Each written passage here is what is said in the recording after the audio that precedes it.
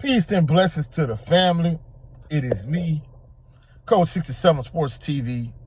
Shout out to the awesome and amazing LDBC, Lions Den Broadcasting Community. Shout out to Envision Photography and Video. Shout out to the Louisiana All-American Sports Network.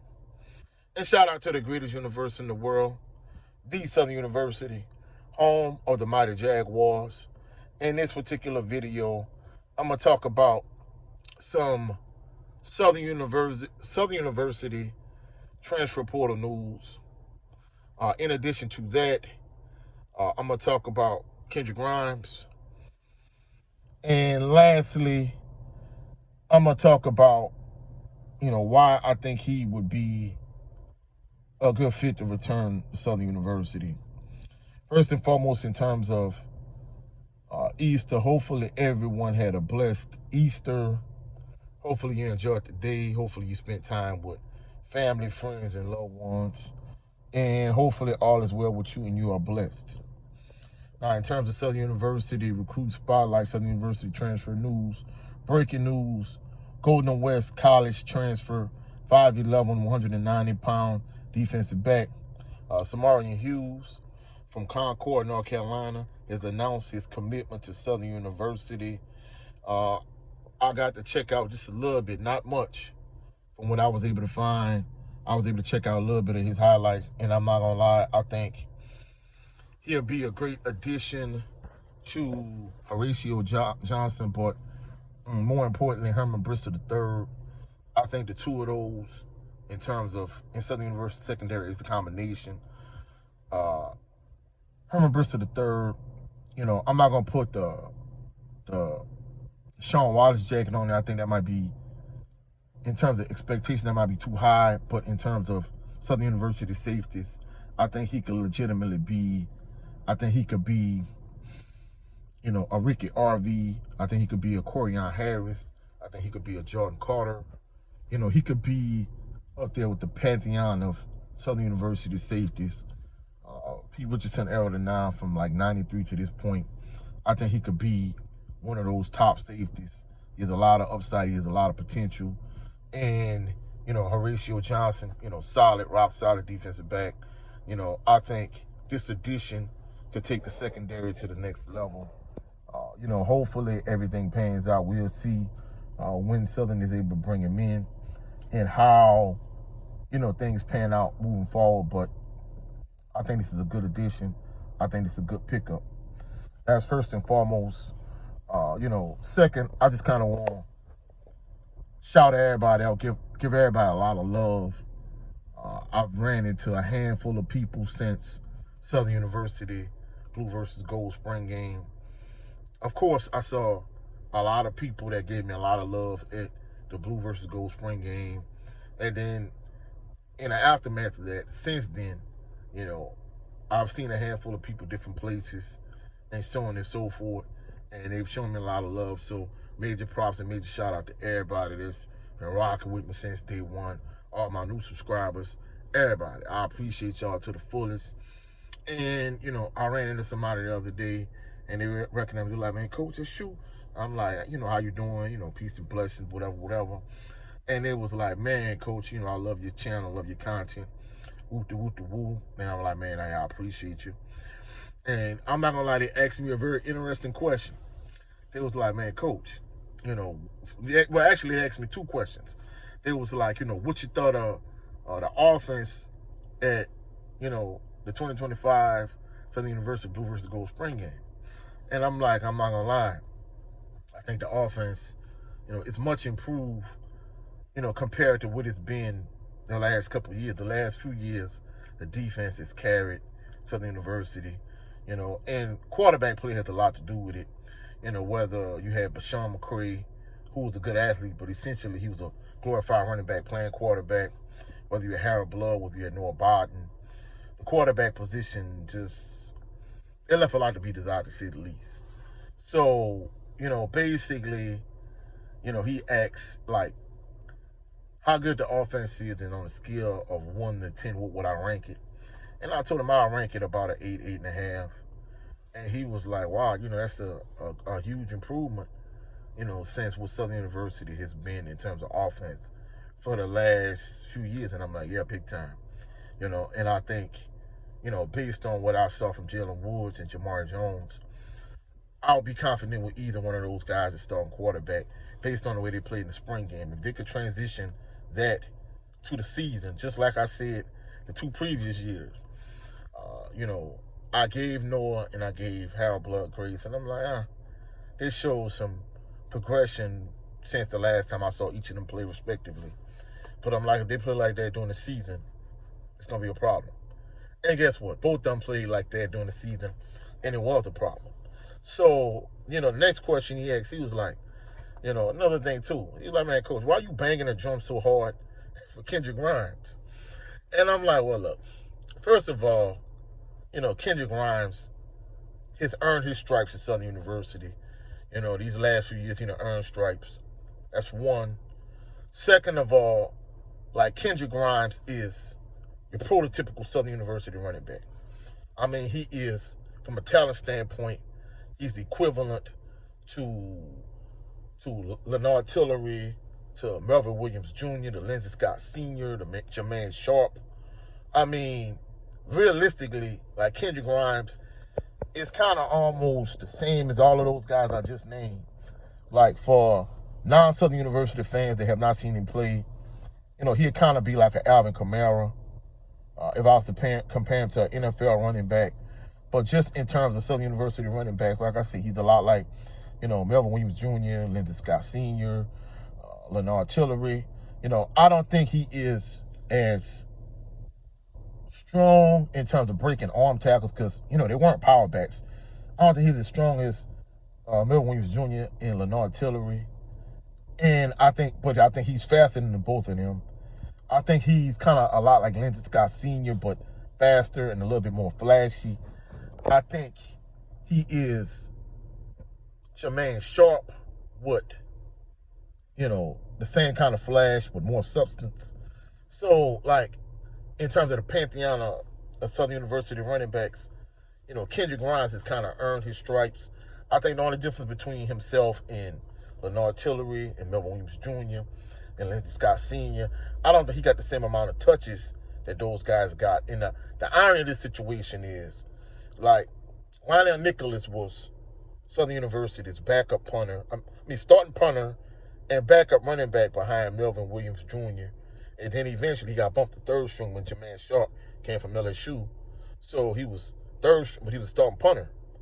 And before Jermaine Sharp came, I used to say the same thing about Pete Richardson. I'm like, why is Melvin Williams Jr.? I know he was a dog. I understand why he got the touches he got. But why not Lionel Nicholas don't touch the ball, for the exception when he comes in the game and punts? Like, in all actuality, you got a 6'2", 215, 225-pound running back. Like Lionel Nicholas was Steele Adams and Gerard Sims before them, like long before them. But he never got any touches. The only time he got to touch the ball was literally at the end of the game. And I think the past couple seasons, it kind of was the opposite. Whereas, especially this past season, no disrespect to Kobe Dillon and C.J. Russell, but you really didn't have, like, game breakers of the past in terms of, like, wide receivers. Whether we talking about Michael Hayes or Willie Quinn, Devin Lewis or James Vernon, or Lee Dawes, Mike Jones. You didn't have none of those guys. Chandler Whitfield was the best wide receiver. I think Darren Mars was the second best wide receiver. And, it was a drop-off. I think it was more just, hey, we don't have, like, a number one, but we got, like, a couple number twos and multiple number threes. I think that's kind of what the receiving core was. And truthfully speaking, Kendrick Grimes was really, like, in terms of the offense, he was like the only playmaker and game breaker, and he should have touched the ball far more than he did. In my opinion, he should have ran the ball 20 to 25 times a game, and he should have got like five touches as a wide receiver out the backfield, like throwing the ball like 5 times out the backfield, letting him run the ball 20 to 25 times a game. That's what his touch rate should have been in terms of, like, his usage. He should have had high usage this past season, and I felt like they tried to go back by committee more than anything. And I really felt like he didn't get enough touches. And truthfully speaking, the reason why I was telling him, the reason why I've been banging the drum for Kendrick Grimes so hard, because, you know, just looking at the spring game, one clip I posted, you know, one of the younger running backs, you know, Jalen Wood dropped back the pass. He threw him a swing pass at the backfield and he dropped it. I'm like, Kendrick Grimes would have caught that pass. But not only that, but from an offensive standpoint, on a scale of 1 to 10, if your offense is an 8 or 8.5, that means you're very good. If you're an 8, you're good. If you're a 9, you're great. If you're a 10, you're special. And if the defense could be what it's been the last few years, which I think it will, you know, because Henry Miller's defense has been good consistently like the last couple of years. It might have took them a while to get going, but once they got going, they got it going. So if the defense could be what it's been the last couple of years, and your offense could be what it was in the spring game, if the offense could be what it was, if it could be during the season what it was in the spring game, then you cooking with Crisco, you have something to work with. But I think the issue is if you are 8 or 8.5, Kendrick Grimes, if you insert him into that offense, it takes you from an 8, 8.5 up to a 10. And because the thing about it is when you play against a real good defense, you're going to see a real good defense at some point during the season. You know, the West Coast type offense that they ran during the 2025 Blue versus Gold spring game, where it was essentially just pitch and catch, it ain't going to be that easy during the season when you're playing against an elite level SWAC defense. So you got to have a running game to complement that. And the perfect complement to that would be a Kendrick Grimes. No disrespect to Zacchaeus Cooper and these young running backs, but, you know, if you had the opportunity to get a 5-star running back from a Power 5 PWI, would you take him? Hell yes. And guess what? You don't need to get that 5-star guy because in terms of fit, Kendrick Grimes will be that guy. Now, you know, I bumped into him going back into the Blue versus Gold spring game. And, you know, we exchanged numbers. You know, at some point I'm trying to get him on my platform. If I could get him on, he can tell his side of the story. But, you know, just from the outside looking in, if that bridge isn't burnt, if things are not, if they're salvageable, I would try to bring him back. And I know Coach Graves, his mindset is, hey, next man up, we're going to play with who we got. But if you got an opportunity to have a special offense and a special type defense, then at that point, the only thing you would need to go get is a punter that can replace Ruben Beauplance, because no disrespect to Kenny Lee fam. Yeah, disrespect to Kenny Lee fam. Kenny Lee fam left a lot to be desired this past season. He wasn't Ruben Beauplance. So if you will get a punter replace Ruben Beauplance, and you could go get a kicker on a level of Joshua Griffin or Carlos Leach, and then you could get you a dynamic punt and kick returner, you know, the likes of Willie Quinn, of Ezra Landry, of James Vernon, of Fred Bailey, Kenyatta Sparks. Now you got the complete package. You got a special offense, special teams, and special defense. Then you cooking with Crisco at that point. And I think because, you know, I've been checking him out on social media, and Kendrick Grimes has been offered scholarships. He's been offered by Towson University. He's been offered by UTEP. He's been offered by Prairie View, and he's been offered by Texas Southern. And I think if you could bring him back, you could kill 3 birds with 1 stone. Now, he's kind of in rarefied air when it comes to Southern University running backs, but for him, if you was to bring him back, he would break that glass ceiling, and he would be unquestionably like right up there with Lenard Tillery and Melvin Williams Jr. and Steve Warford and all of those guys. He would be up there. Not only that, you significantly increase the chances of winning the SWAC championship if you could bring Kendrick Grimes back. And lastly, I mean, you know, you would allow him to cap his career at Southern University in an excellent way with the potential to win the SWAC championships. You could kill all of those birds with 1 stone. And maybe things are too far to be restored or resalvaged Maybe he done made his mind up. He not coming back to Southern. But guess what? If he hasn't committed to another university yet, then he still, even though he in the portal, there's still a possibility for him to come back. So I know this is a terrible analogy, but I'm gonna use this analogy. If as a man, I have a woman, and I think this woman is my wife or my future wife, and she like, you know what, I won't break up. And I know I messed up, and I got a chance to redeem things, salvage things. Guess what? I'm gonna do everything in my power to make things right. And I'm not gonna lie. Playing your young running backs is cool because I know a lot of coaches, they figure, hey, instead of me getting this 5th-year guy, let me get this young guy and start investing in him, start pouring into him, and get him ready for now and for the future.